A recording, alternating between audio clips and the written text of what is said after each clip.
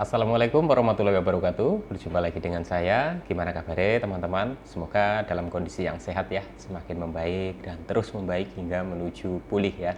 Amin ya robbal alamin. Oke teman-teman, untuk kesempatan kali ini saya masih membahas seputaran gangguan asam lambung, GERD dan anxiety ya. Murni berdasarkan pengalaman yang pernah saya alami ya teman-teman ya. Dan untuk topik kali ini saya ada request ya, special request ya dari akunnya Olay CTM. Mas, tolong jelaskan di video selanjutnya tentang sensasi dada terasa berat, bawaannya pingin marah-marah, kesal, apalagi punya masa lalu yang buruk. Yang parah lagi, takut gila. Nah, oke teman-teman, singkat saja saya bahas ya, karena untuk menyingkat durasi supaya teman-teman itu tidak bosan ya teman-teman ya, tidak bosan melihat muka saya ya. Untuk apa yang ditanyakan oleh akun Olay CTM ini ya, Mas atau Mbak atau Bu ya, intinya ini dari akunnya Olay CTM ya.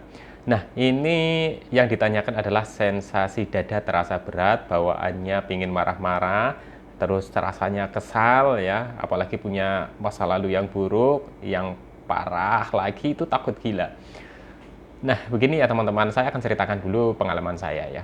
Jadi pada saat saya mengalami gangguan asam lambung, GERD dan anxiety ya, di fase yang menurut saya itu fase yang terparahnya ya teman-teman, saya juga merasakan hal sama seperti Mas ya.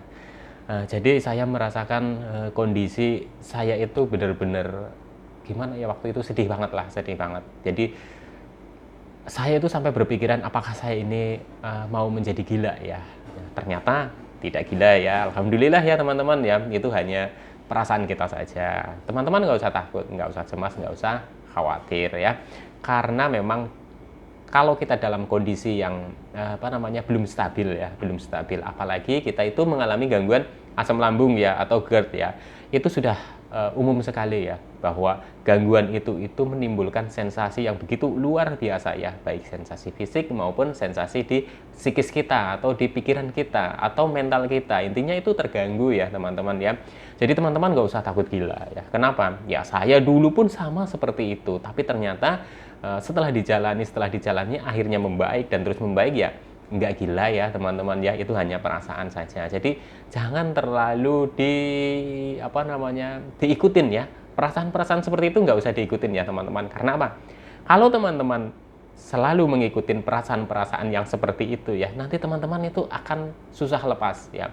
Teman-teman akan seperti terbawa gitu, akan seperti terbawa oleh pikiran-pikiran yang seperti itu ya teman-teman. Nah, yang dirasakan adalah dada sesak ya, dan sering marah-marah ya. Itu juga efek atau faktor dari kita itu belum kalau saya itu dulu, saya itu tidak bisa mengendalikan emosi saya, rasa kesal saya, rasa dendam saya, rasa sakit hati saya, rasa kekecewaan saya, itu saya nggak bisa kendalikan ya teman-teman. Jadinya pada saat saya itu mengalami emosi yang tidak stabil itu ya, itu dada itu serasa nek ya, intinya nggak plong, nggak nyaman, nggak enak lah, intinya seperti itu ya. Beda dengan sesak nafas yang karena sesuatu hal lain ya. Saya itu waktu itu dada itu terasa berat, itu seperti nggak plong, nggak enteng gitu ya teman-teman, karena kemungkinan ya itu saya merasakan beban psikis ya atau beban mental saya itu mungkin terlalu berat gitu. Jadi memang pengaruh di sensasi fisiknya ya teman-teman ya. Jadi untuk teman-teman yang sedang merasakan hal seperti ini, teman-teman itu nggak usah panik ya, nggak usah cemas, nggak usah bingung, nggak usah berpikiran macam-macam, karena nanti juga teman-teman itu akan membaik teman-teman, akan membaik ya. Kenapa saya bilang begini? Karena saya dulu pernah mengalaminya teman-teman, saya pernah mengalaminya. Saya sampai sempat berhalusinasi ya teman-teman. Saya sampai berpikir, apakah saya itu akan sembuh? Apakah saya itu akan baik-baik saja? Apakah saya itu bisa seperti dulu lagi? Apakah saya, semuanya itu saya tanyakan kepada diri saya, apakah. Nah, itu seperti itu ya teman-teman, hingga saya itu lupa kepada fokus saya untuk berikhtiar ya, untuk berusaha supaya saya itu cepat membaik ya teman-teman. Nah, bagaimana caranya ya teman-teman? Apa yang saya lakukan pada saat itu ya teman-teman ya? Seperti yang sudah banyak orang katakan ya, seberapapun kuat, seberapapun rajinnya, seberapapun seringnya ya, orang itu menasehati saya ya, memotivasi saya supaya saya itu bangkit, supaya saya itu sadar, supaya saya itu tidak selalu murung ya. Itu ya teman-teman ya, itu nggak mempan ya teman-teman, itu nggak mempan. Saya merasakan seperti itu. Nah, kita bisa bangkitnya seperti apa ya teman-teman? Nah, ini pengalaman saya ya. Kalau tidak dari diri kita ya teman-teman ya, untuk membangkitkan, nah terus mau dari siapa lagi? Nah, itu ya teman-teman pertanyaannya ya. Motivasi ya, atau masukan-masukan atau nasihat-nasihat dari orang lain itu bagus ya teman-teman. Tapi pada saat itu, pada waktu itu, nasihat ataupun masukan yang bagus itu sama saya seperti tidak pernah bisa masuk ya teman-teman. Sampai saya itu benar-benar pada di satu titik, kalau bukan saya, siapa lagi? Nah, itu seperti itu teman-teman. Jadi rasa itu nanti itu timbul, dan kenapa saya sampaikan seperti ini supaya teman-teman juga mulai menyadari bahwa gangguan asam lambung GERD dan anxiety ini itu penuh dengan gangguan psikis juga ya teman-teman. Jadi seperti menakut-nakuti diri kita. Jadi kalau bukan diri kita, kalau bukan pikiran kita yang yang melawan, lalu siapa lagi? Apakah orang lain? Enggak teman-teman ya, itu murni dari kita. Jadi intinya teman-teman itu tetap tenang ya, tetap tenang, jangan cemas, jangan panik. Kalau teman-teman itu cemas ya, gelisah ya, emosi ya, itu akan semakin menambah berat ya. Kenapa saya bilang seperti itu? Saya dulu dalam emosi yang tidak stabil ya teman-teman. Saya itu menyesal ya setelah tahu bahwa gangguan ini tuh bisa membaik ya, bisa sembuh itu. Saya itu menyesal waktu itu ya. Berapa orang yang sudah jadi pelampiasan saya pada saat marah, pada saat emosi ya. Memikirkan masa lalu saya, memikirkan masalah-masalah yang lalu, memikirkan dendam-dendam saya, memikirkan sakit-sakit hati saya kepada orang-orang yang menurut saya mereka yang sudah bikin sakit hati saya, bikin marah saya, pokoknya bikin nggak enak saya, itu selalu teringat sama saya ya waktu itu. Nah, tapi itu sesuatu hal yang menurut saya itu nggak bagus teman-teman ya. Jadi masa lalu yang buruk, yang bikin trauma kita, yang bikin jengkel, yang bikin sakit hati ini segera tinggalkan ya teman-teman, segera tinggalkan. Kita fokus kepada penyembuhan teman-teman, fokus kepada penyembuhan. Karena apa? Karena kalau kita selalu mengingat-ingat hal itu ya, mengingat hal-hal yang bikin trauma kita, intinya yang bukan yang menyenangkan ya teman-teman, bukan sesuatu hal yang menyenangkan, itu akan menambah kita itu semakin terpuruk. Karena apa? Karena saya sudah menjalaninya seperti itu ya teman-teman, dan itu nggak bagus. Lebih baik kita mengingat-ingat masa-masa yang senang, kita kita mengingat lagi masa lalu kita yang senang, yang happy ya, saat kita masih kecil sering mainan ini, mainan itu, kita bangkitkan rasa itu ya, bangkitkan rasa percaya diri kita bahwa kita itu akan bisa bahagia lagi, kita itu akan bisa tersenyum lagi, kita akan bisa normal kembali ya teman-teman ya. Nah, itu penting sekali ya. Jadi untuk teman-teman yang sedang merasakan apakah saya ini nanti bisa menjadi gila dengan memikirkan seperti ini, seperti itu ya. Teman-teman, kalau teman-teman berpikirnya selalu seperti itu ya, selalu yang ditanyakan apakah, bisakah, itu akan semakin berat teman-teman ya, berat. Karena apa? Karena saya sudah menjalaninya ya teman-teman. Makanya untuk teman-teman segera bangkitlah teman-teman. Karena kalau bukan dari teman-teman sendiri yang membangkitkan, lalu dari siapa lagi? Orang lain itu hanya bisa memotivasi, ngasih masukan yang bagus ya. Mungkin ngasih ngasih pengalaman-pengalaman ya, ngasih motivasi yang tidak ada henti-hentinya. Tapi kalau dari diri teman-teman tidak ada niatan untuk bangkit ya teman-teman ya, rasanya itu akan berat ya teman-teman. Makanya pokoknya teman-teman itu tetap semangat ya, tetap semangat. Teman-teman itu harus bangkit. Insya Allah bisa teman-teman ya. Saya sudah membuktikan ya. Waktu itu saya itu ada mungkin ya di titik yang terendah ya, terendah dalam artian saya baru merasakan perasaan-perasaan yang seperti ini. Sungguh luar biasa sedihnya. Setiap hari itu sedih, murung, emosi. Pokoknya itu semua itu saya udah jalani ya teman-teman, sudah jalani ya teman-teman. Dan saya itu nggak pernah waktu itu dalam kondisi pikiran masih kacau gitu ya, nggak pernah berpikir yang positif ya bahwa saya itu akan sembuh gitu. Saya dulu itu Cuma pertanyaannya dalam hati, apakah saya bisa sembuh? Apakah saya bisa normal lagi tanpa saya memikirkan usaha saya gitu. Fokus saya kepada penyembuhan. Nah, fokusnya apa kepada penyembuhan ya, teman-teman ya? Pertama, ada beberapa ya yang mungkin dialami oleh saya, tidak dialami oleh teman-teman. Dan metode penyembuhan pun ya, mungkin saya dengan teman-teman yang lainnya itu berbeda sampai mencapai kesembuhan ya, teman-teman ya. Karena kondisi kita juga berbeda-beda ya. Tapi tentunya dengan sensasi-sensasi yang ada, mungkin teman-teman juga merasakan, saya juga merasakan. Bukan hanya di fisik, tapi di mental kita atau di pikiran kita ya, teman-teman ya. Itu sensasinya itu tetap ada ya. Itu memang seperti nyata ya, teman-teman ya. Karena apa? Gangguan asam lambung itu erat hubungannya sekali dengan gangguan kecemasan. Nah, gangguan kecemasan ini bisa berefek ke sensasi-sensasi itu ya, sensasi-sensasi yang kita rasakan ya, teman-teman ya. Tapi sepanjang saya itu menghadapi ya gangguan asam lambung dan anxiety, apa yang saya takutkan ya, teman-teman, apa yang saya khawatirkan, apa yang benar-benar saya itu pikirkan setiap hari, kekhawatiran, ketakutan, kehororan itu ya, alhamdulillah tidak terjadi ya, teman-teman. Jadi ini buat patokan teman-teman bahwa teman-teman ya harus semangat, karena saya pun dulu merasakan seperti itu. Teman-teman harus kuat ya, teman-teman harus bangkit ya. Karena apa, teman-teman?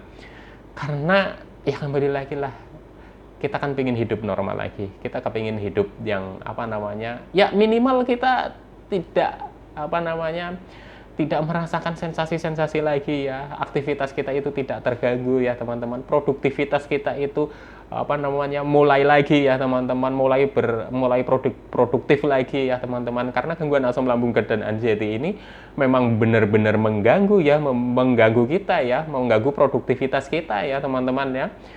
Dari kita itu malas ya, hanya pingin rebahan, hanya pingin pokoknya sesuatu hal yang menurut saya itu apa namanya jadi kita itu malas-malasan lah, intinya seperti itu aja ya, teman-teman. Jadi nggak produktif. Nah, seperti itu, teman-teman. Nah, lalu mau sampai kapan ya, teman-teman? Kenapa saya menyampaikannya seperti ini? Ini murni ya berdasarkan pengalaman yang pernah saya alami, teman-teman ya. Jadi untuk yang nafasnya sesek ya, dadanya berat ya, kemungkinan memang emosi kita itu memang belum stabil. Maka belajarlah mengendalikan emosi. Banyak sumber-sumber yang apa namanya mengajarkan bagaimana kita itu mengendalikan emosi ya. Mungkin cara saya dan cara teman-teman itu berbeda ya.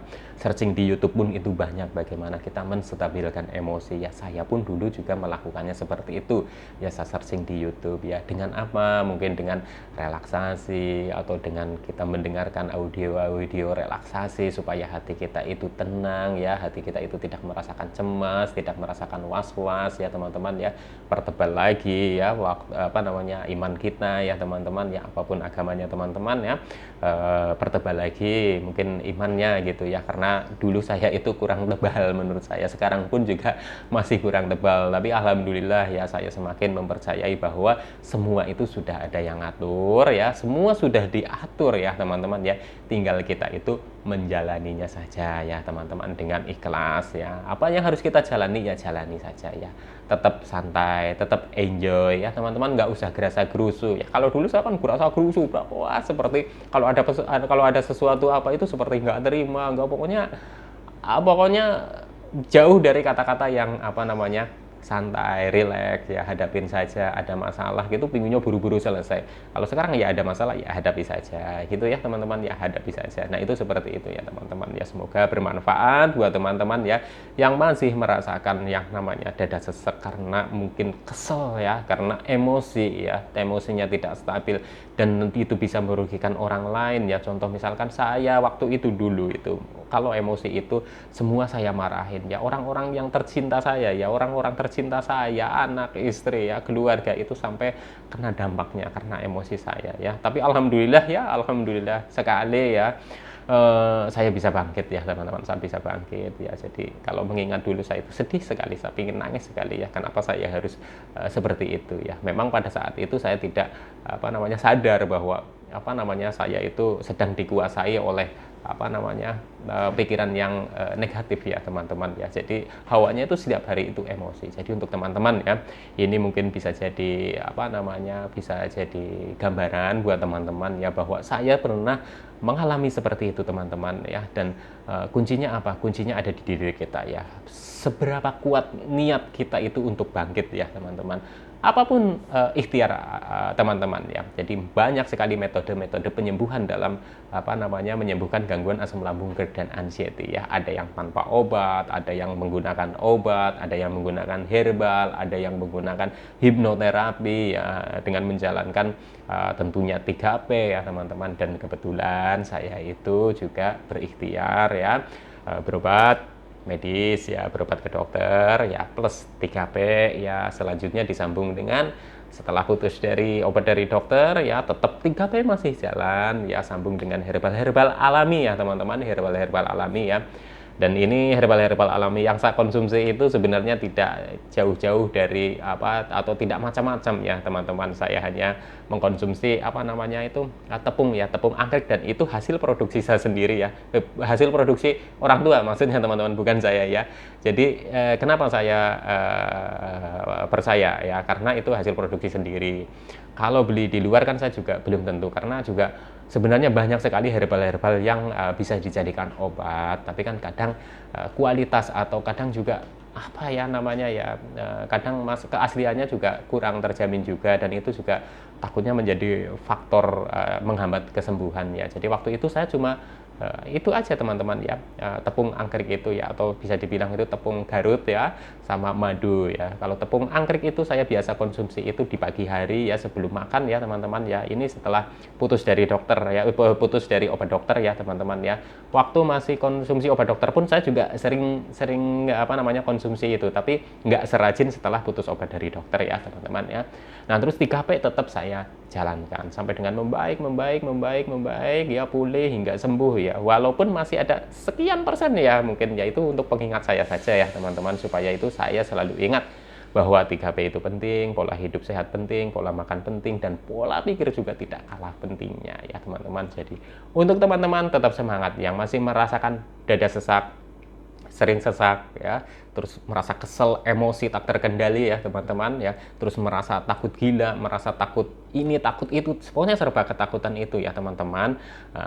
Nggak usah khawatir, nggak usah cemas, yang penting teman-teman relax ya, teman-teman itu tenang ya, bangkitkan semangat dari diri teman-teman ya, bangkitkan ya teman-teman, bangkitkan. Kenapa saya selalu bilang seperti ini ya, karena kalau bukan dari diri kita yang memulai ya, lalu dari siapa ya teman-teman? Sekeras apapun, sehebat apapun orang lain ya, belum tentu ya teman-teman, belum tentu kita bisa terima masukannya.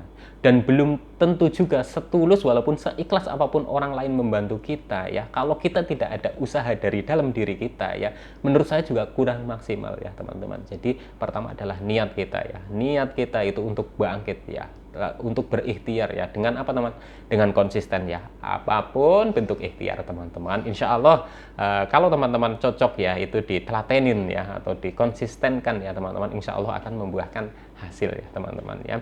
Jadi jawabannya untuk yang menanyakan dada masih sesak, emosian atau apa, itu karena emosi teman-teman itu belum terkendali ya, belum terkendali kalau menurut saya ya. Memang ini ada faktor dari gangguan asam lambung, GERD dan anxiety ya, jelas ada faktornya. Karena apa? Karena orang dalam gangguan asam lambung, GERD dan anxiety itu kan memang emosinya suka tidak stabil ya, pikirannya itu kacau ya, berpikirnya itu selalu negatif dan negatif ya gitu ya teman-teman.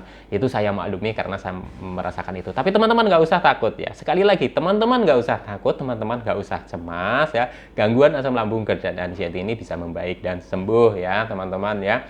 Pokoknya yang penting teman-teman tetap semangat ya. Enggak sampai gila ya teman-teman, jangan ya.